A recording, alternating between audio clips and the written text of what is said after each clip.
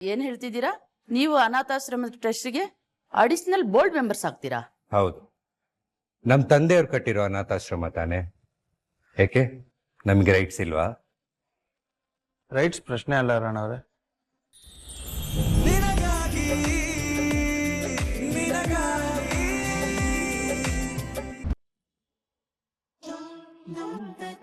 ಒಂದು ನಿಮಿಷ ನಿಂತ್ಕೊಳ್ಳಿ. ಏನ್ ಮಾಡ್ತಿದ್ದೀರಾ? ನೀ ನನ್ನ ಕಾಲಿಗೆ ಬಿದ್ದೆ, ನಾನು ನಿನ್ ಕಾಲಿಗೆ ಬೀಳ್ತಾ ಇದ್ದೀನಿ. ಸಂಜೀವ, ಅದು ಅಪಚಾರ. ಹೆಂಡತಿ ಆದವಳು ಗಂಡನ ಕಾಲಿಗೆ ಬಿದ್ದು ಆಶೀರ್ವಾದ ತಗೋಬೇಕು, ಗಂಡ ಬೀಳ್ಬಾರ್ದು. ಹೌದಪ್ಪ ಜೀವ, ಹೀಗೆಲ್ಲ ಮಾಡ್ಬೇಡ. ಶುರು ಹಚ್ಕೋ.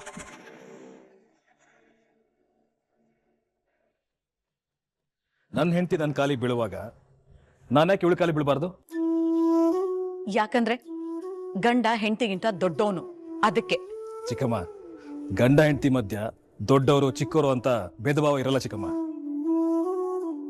ಇಬ್ರು ಸಮಾನ್ರೆ.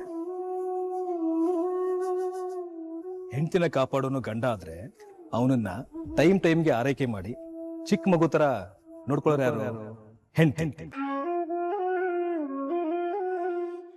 ನನ್ನ ಹೆಂಡತಿ ಬಗ್ಗೆ ನಂಗೆ ತುಂಬಾ ಹೆಮ್ಮೆ ಇದೆ.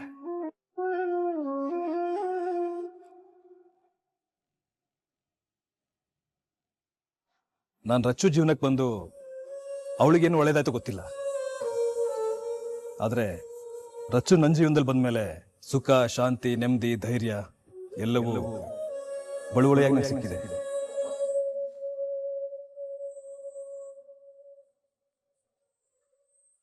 ಈ ಪ್ರಪಂಚನ ಕಾಪಾಡೋ ಸ್ವರ್ಣಗೌರಿ ಅಲ್ಲಿರ್ಬಹುದು, ಆದ್ರೆ ನನ್ನನ್ನು, ನನ್ನ ಕುಟುಂಬನೂ ಕಾಪಾಡೋ ಸ್ವರ್ಣಗೌರಿ ಈ ನನ್ನ ದೇವತೆ.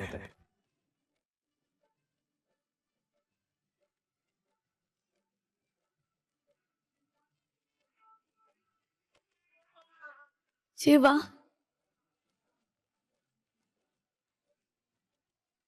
ರಚ್ಚು, ನಿನ್ನ ಸ್ಥಾನ ಇದು. ಒಂದ್ ನಿಮಿಷ ಬಂದೆ.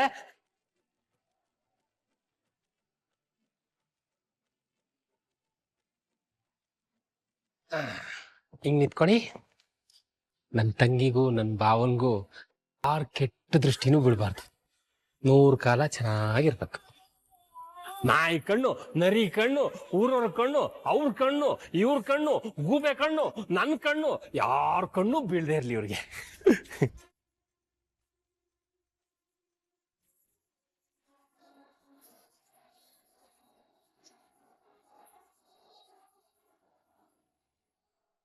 ರಚನಾ, ಜೀವ, ನನ್ನ ಆಯಸ್ಸು ನೀವೇ ತಗೊಂಡು ಸಂತೋಷವಾಗಿ ಬದುಕಿ.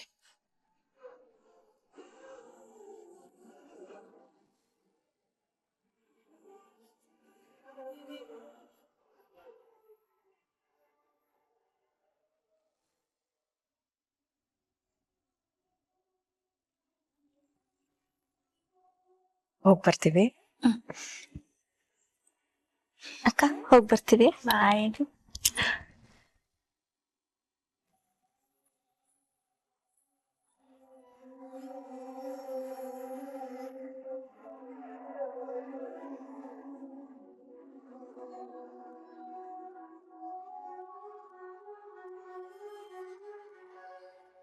ಅಮ್ಮ, ಅಮ್ಮ ಒಂದ್ ನಿಮಿಷ ಬನ್ನಿ.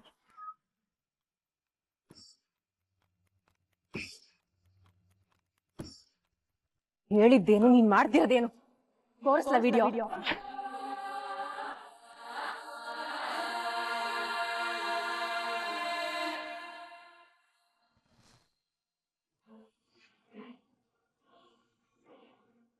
IT ಡಿಪಾರ್ಟ್ಮೆಂಟ್ ಇಂದ ಕಾಲ್ ಬಂದಿತ್ತು.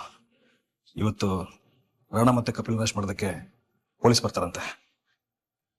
ಮಾಡಿರೋ ಕೆಲ್ಸಕ್ಕೆ ಅರೆಸ್ಟ್ ಮಾಡ್ಬೇಕು ಅವ್ರನ್ನ. ಅಷ್ಟೆಲ್ಲ ಫ್ರಾಡ್ ಮಾಡಿ ನಿಮ್ಮನ್ನ ಸಿಕ್ಕಾಕ್ಸಿ ಜೈಲಿಗೆ ಕಳ್ಸೋದಕ್ಕೆ ನೋಡಿದ್ರಲ್ಲ ಜೀವ ಅವರು. ಅವ್ರಿಗೆ ಶಿಕ್ಷೆ ಆಗದ್ ಬೇಡವಾ? ನ್ಯಾಯವಾಗಿ ನೋಡಿದ್ರೆ ಅವ್ರಿಗೆ ಕಠಿಣವಾದ ಶಿಕ್ಷಣ ಆಗ್ಬೇಕು. ಆದ್ರೆ ಮನೆ ಗೌರವ, ಮಾವನವ್ರ ಹೆಸರು, ಕಂಪ್ನಿ ರೆಪ್ಯುಟೇಷನ್ ಎಲ್ಲ ಅಡ್ಡ ಬರ್ತಿದೆ ಅಲ್ವಾ? ಏನ್ ಮಾಡೋದು? ಕಳ್ರು ಅಂತ ಗೊತ್ತಿದ್ರು ನಮ್ಮವ್ರಾಗ್ಬಿಟ್ರು. ಕಾಪಾಡ್ಲೇಬೇಕು. ನೀವು ತಕ್ಷಣ ಬರ್ಣ ಅಂಕಲಿಗೆ ಒಂದು ಕಾಲ್ ಮಾಡಿ. ನನ್ನ ಮನೆನೇ ಫೋನ್ ಮಾಡಿದ್ದೆ. ಅವರು ಔಟ್ ಆಫ್ ಸ್ಟೇಷನ್ ಇದ್ದಾರಂತೆ. ಮ್ಯಾನೇಜ್ ಮಾಡ್ತೀನಿ ಅಂತ ಹೇಳಿದ್ರು. ಇವಾಗ ನೋಡಿದ್ರೆ ಫೋನ್ ಸ್ವಿಚ್ ಆಫ್ ಬರ್ತಾ ಇದೆ. ಮತ್ತೇನ್ ಮಾಡೋದು ಇವಾಗ? ಬೇರೆ ಯಾವ್ದಾದ್ರು ಲಾಯರ್ನ ಕಾಂಟ್ಯಾಕ್ಟ್ ಮಾಡೋಣವಾ? ನನ್ನ ಅಮ್ಮನ ಹತ್ರ ಕೇಳಲ್ಲ, ಅವ್ರಿಗೆ ತುಂಬಾ ಲಾಯರ್ಗಳು ಗೊತ್ತು. ರಚ್ಚು, ನಮ್ಮ ಮನೆಯವ್ರ ವಿಷಯ ಅವ್ರ ತನಕ ಏನಕ್ಕೆ ಹೇಳು. ಅದು ಅಲ್ಲದೆ ಇದ್ದಕ್ಕಿದ್ದಕ್ಕೆ ಇನ್ನೊಬ್ಬ ಲಾಯರ್ ಹಿಡ್ಕೊಂಡು ಅವ್ರಿಗೆಲ್ಲ ವಿಷಯ ತಲುಪಿಸಿ ಅವ್ರು ಪ್ರಿಪೇರ್ ಆಗಿ ಬರೋಷ್ಟು ಟೈಮು ಈಗಿಲ್ಲ ಬಿಡು. ಅಂದ್ಮೇಲೆ ರಾಣನು ಕಪಿಲು ಜೈಲಿಗೆ ಹೋಗೋದ್ ಗ್ಯಾರಂಟಿ?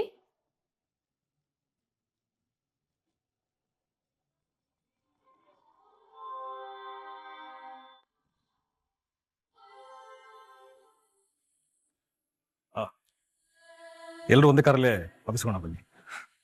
ಪರವಾಗಿಲ್ಲ ಬ್ರೋ, ಕಾಸ್ಟ್ಲಿ ಕಾರಲ್ಲಿ ಬಂದ್ರೆ ನಮಗೆ ಸೂಟ್ ಆಗಲ್ಲ.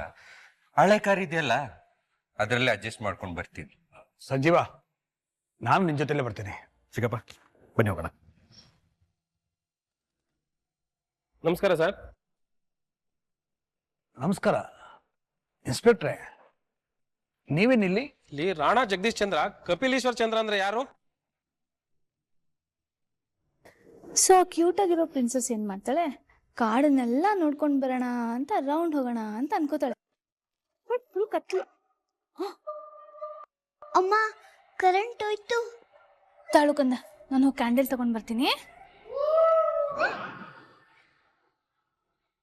ಅಮ್ಮ, ಏನ್ ಸೌಂಡದು? ನನ್ಗೂ ಗೊತ್ತಾಗ್ತಾ ಇಲ್ಲ ಕೃಷ್ಣ.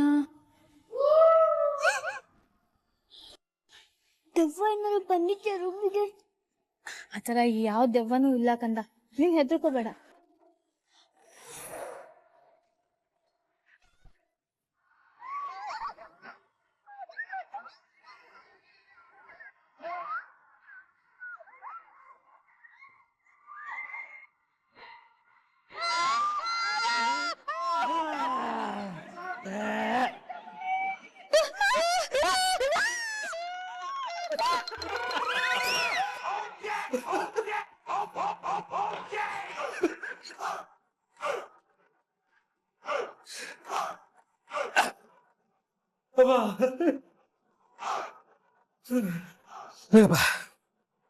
ಒಬ್ಳು ದೊಡ್ಡ ಹೀರೋಯಿನ್.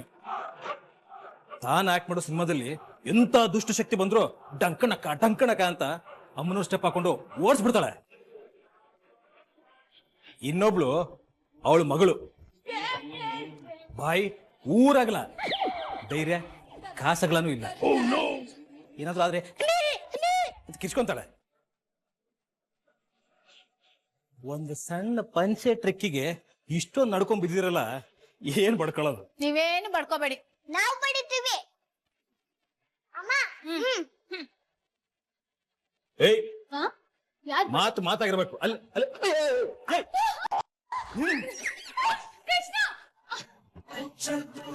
ನನ್ನ ಮೇಲೆ ಯಾಕೆ ಮಾಡ್ತೀರಾ? ಈ ಜೀವನ ಪರಾಕ್ರಮ ಏನು ಅನ್ನೋದನ್ನ ಈಗ ತೋರಿಸ್ತೀನಿ. ಓಹೋ, ನಿಮ್ ಮುನ್ನೋಡ್ ಹೆದರ್ಕೊಂಡ್ವಿ ಅನ್ಕೊಂಡ್ರಾ? ನಿಮ್ ಪರಾಕ್ರಮನ್ ಪಂಕ್ಚರ್ ಮಾಡ್ಲಿಲ್ಲ ಅಂದ್ರೆ ನನ್ನ ಹೆಸರು ಚೇಂಜ್ ಮಾಡ್ಬಿಡ್ತೀನಿ. ಮೊದ್ಲ ಕೆಲಸ ಮಾಡೀನೋ ನಿಮ್ಮನ್ನ.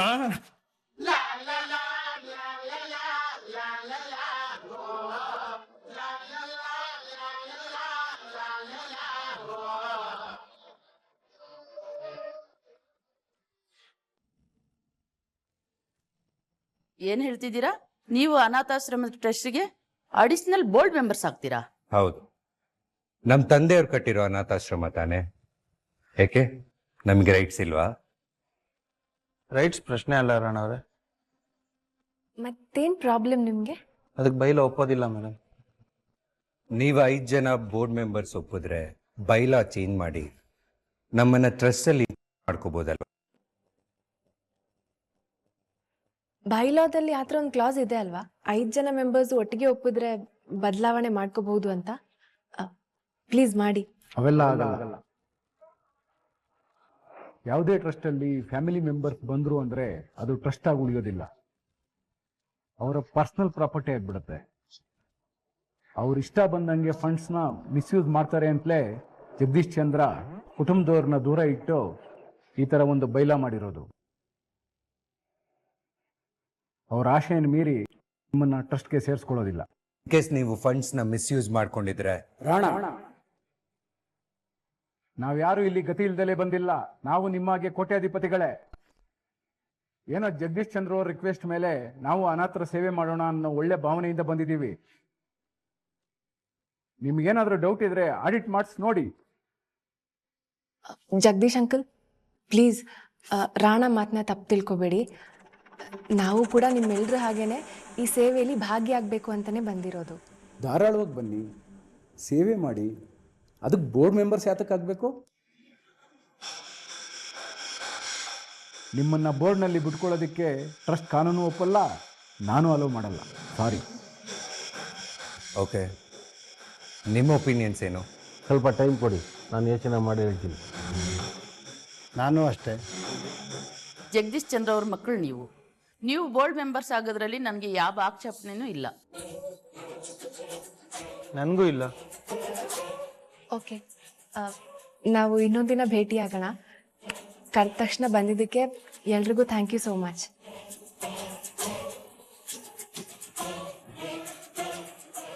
ಜಗದೀಶ ಅಂತ ಹೆಸರಿಟ್ಕೊಂಡಿರೋರೆಲ್ಲ ಬರೀ ನಮಗೆ ಕಾಟ ಕೊಡೋರೆ ಆಗ್ಬಿಟ್ರಲ್ಲ ದೇವಿ. ಈಗೇನ್ ಮಾಡೋಣ ಇವನನ್ನ? ಇಬ್ರು ಓಕೆ ಅಂತ ಹೇಳಿದ್ದಾರೆ, ಇನ್ನಿಬ್ರು ಯೋಚನೆ ಮಾಡಿ ಹೇಳ್ತೀನಿ ಅಂತ ಹೇಳಿದ್ದಾರೆ. ಐ ಥಿಂಕ್ ಅವ್ರು ನಮಗೆ 100% ಸಪೋರ್ಟ್ ಮಾಡ್ತಾರೆ. ಪ್ರಾಬ್ಲಮ್ ಅಂತ ಇರೋದು ಆ ಜಗದೀಶ್ ಅನ್ನೋನ್ ಮಾತ್ರನೇ. ಒಂದ್ ರೌಂಡ್ ಅವನ್ನ ಕನ್ವಿನ್ಸ್ ಮಾಡಿ ನೋಡೋಣ. ಇನ್ ಕೇಸ್ ಅವನು ಒಪ್ಲಿಲ್ಲ ಅಂದ್ರೆ? ಕಮಾನ್ ರಾಣ, ಒಂದ್ಸತಿ ಟ್ರೈ ಮಾಡಿ ನೋಡೋಣ ಅಲ್ವಾ? ಇನ್ ಕೇಸ್ ವರ್ಕೌಟ್ ಆಗಿಲ್ಲ ಅಂದ್ರೆ ಬೇರೆ ದಾರಿ ನೋಡಿದ್ರಾಯ್ತು. ಓಕೆ.